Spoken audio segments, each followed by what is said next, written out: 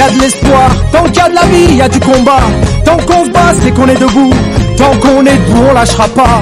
La rage de vaincre coule dans nos veines. Maintenant tu sais pourquoi on se... La loi travail existe le repos entre deux prises de passe de 11 heures, vrai ou faux? Dorénavant, si on va exiger le retrait de loi et on va se mobiliser jusqu'au retrait de la loi, dans cette loi, les plans de licenciement seront autorisés même s'il n'y a pas de difficulté économique de l'entreprise. Vrai. La loi santé et le pacte de responsabilité. Non, c'est pas Petit B par les cotisations sociales. Petit C par la bonne volonté des entreprises qui partagent les profits. La Sécu et l'ensemble de la protection sociale, vous le savez, elle est financée par les cotisations sociales. C'est pour ça que, y compris les retraités, risquent d'être impactés par cette loi, puisque si vous augmentez le chômage, si vous précarisez, si vous baissez les salaires, forcément, vous baissez les recettes de la sécurité sociale. Le travail est le pire ennemi des patrons. A. Gattaz, le patron des patrons. B. La CGT. C. Un inspecteur du travail de Grenoble. C'est le patron des patrons, il a dit le code du travail, c'est le pire ennemi des patrons.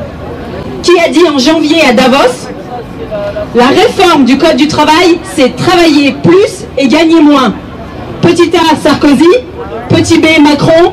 Petit C, la CGT. C'est Macron. Je pense qu'il fait moins le fier aujourd'hui qu'il faisait le fier à Davos. Et allez, une dernière question et je passe la parole. Qui a dit il n'y a pas de lien entre l'affaiblissement des droits du travail et l'emploi? Petit A, l'OCDE, une organisation internationale de coopération et de développement qui fait des études économiques. Ma tante, ou les syndicats qui sont sur le camion? C'est l'OCDE. Je laisse la parole. Grève, manifestation dans tout le pays. Aujourd'hui, ont toute légitimité pour prendre leurs affaires en main, pour que le projet de loi El Khomri,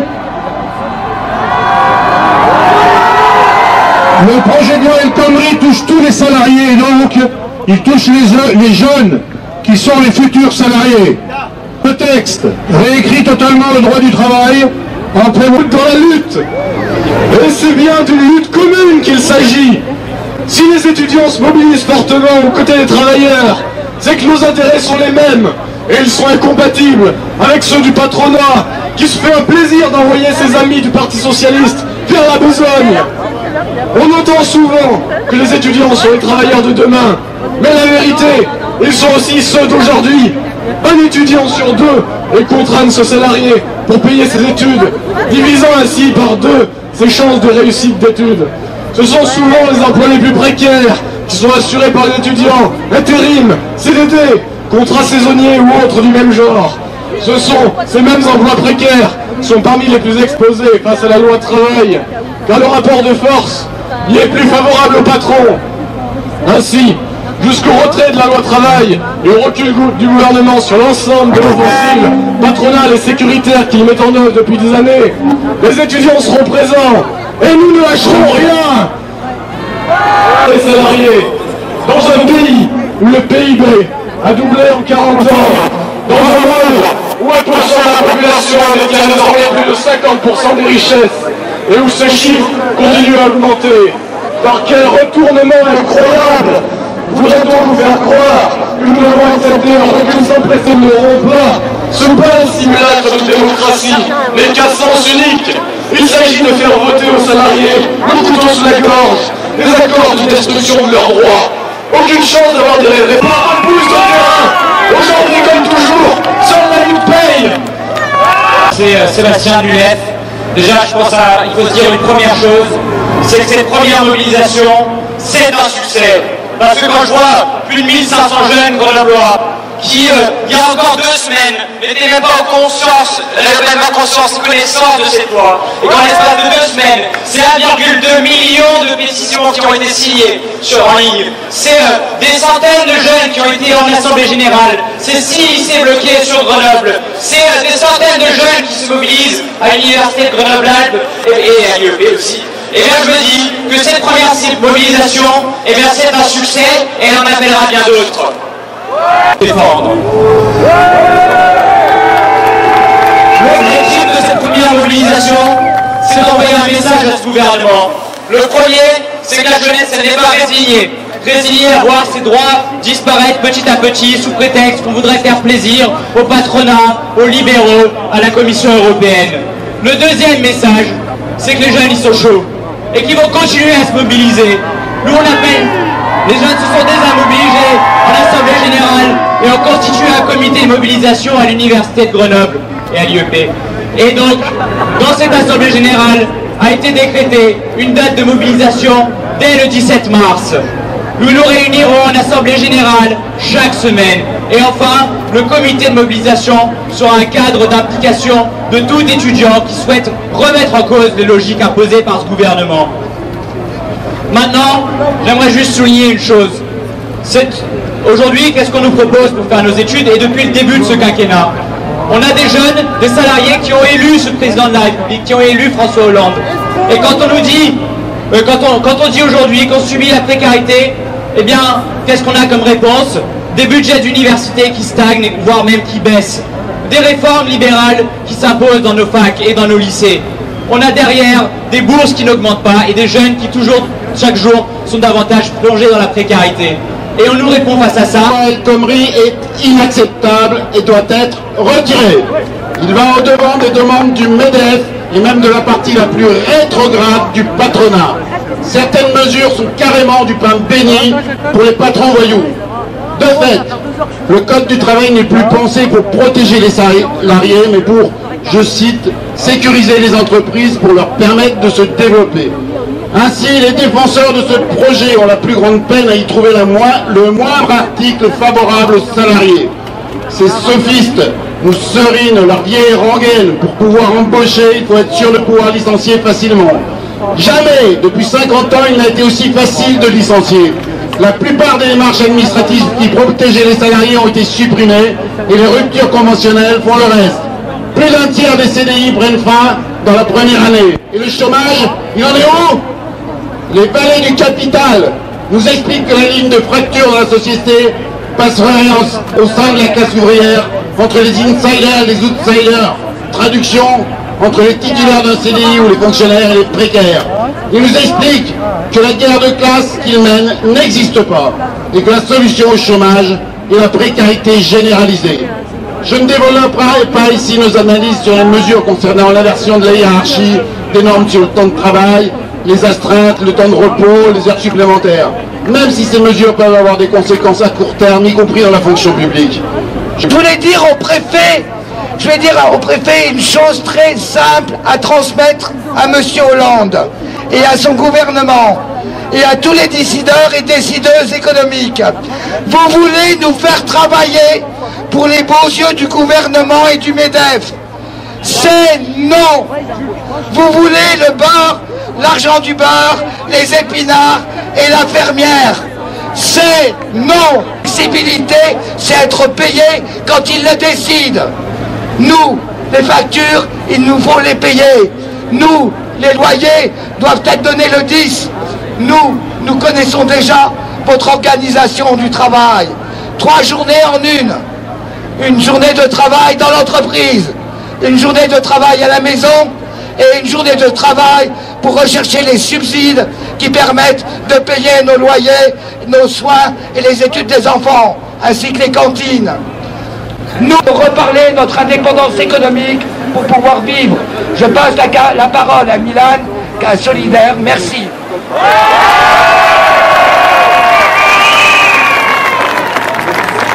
Oui.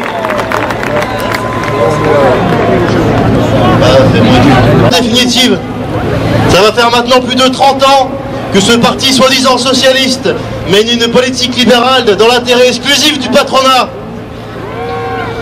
Ça fait maintenant plus de 30 ans qu'on nous promet une soi-disant alternance politique qui ne vient strictement jamais alors que le gouvernement change tous les 5 ans.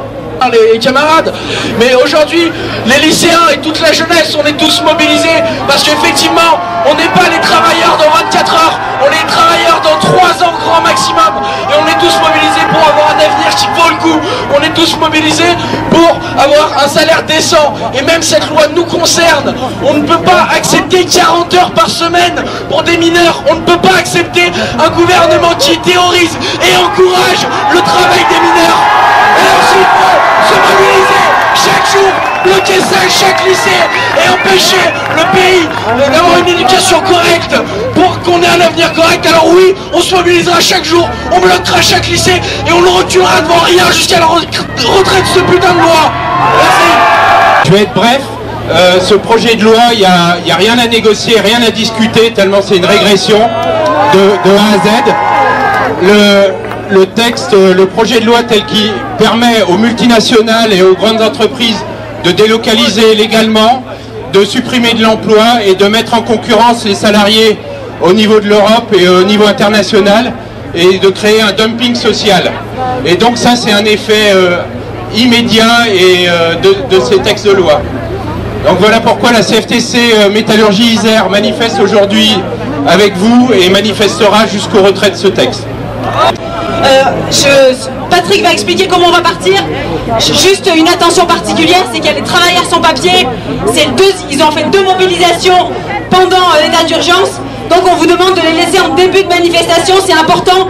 Il faut éviter toute rafle des travailleurs sans papier. Ils revendiquent, ils vivent ici, ils bossent ici, ils restent ici. Patrick, à toi.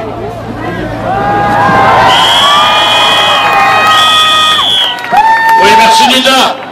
Donc, tout d'abord, on va laisser passer le véhicule de la CGT, là, le Kangoo, pour qu'il se mette en tête de manif. Il faudra que devant ce véhicule, il y ait un représentant de chaque organisation qui appelle aujourd'hui pour tenir la banderole de tête. Donc derrière le véhicule... Il n'y a rien là-bas. Il n'y a rien là-bas.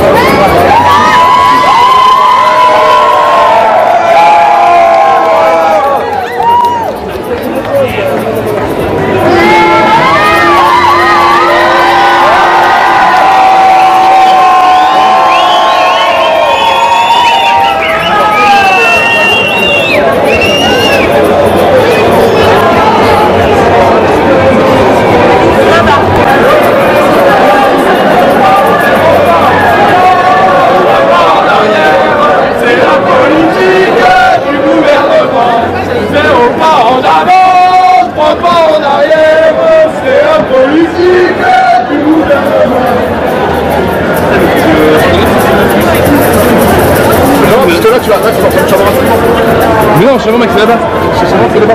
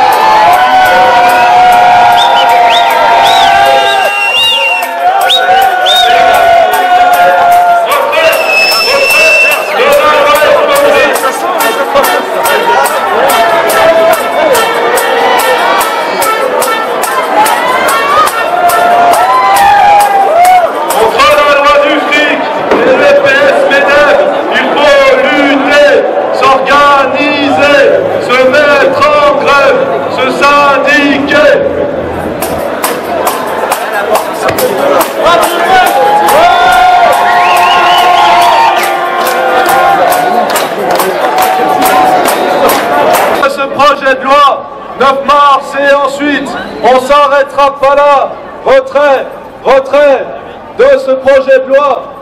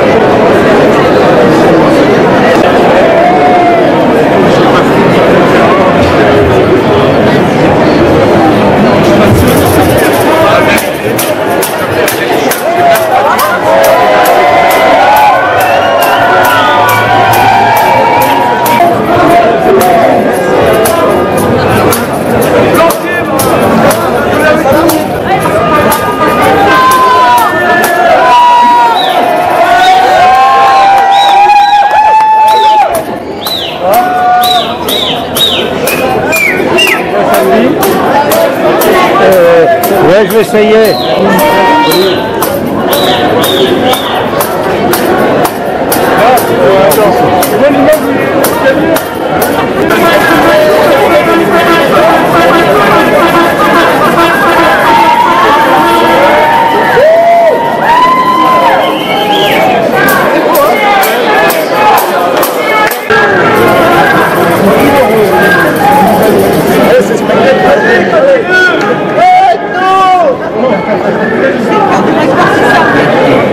La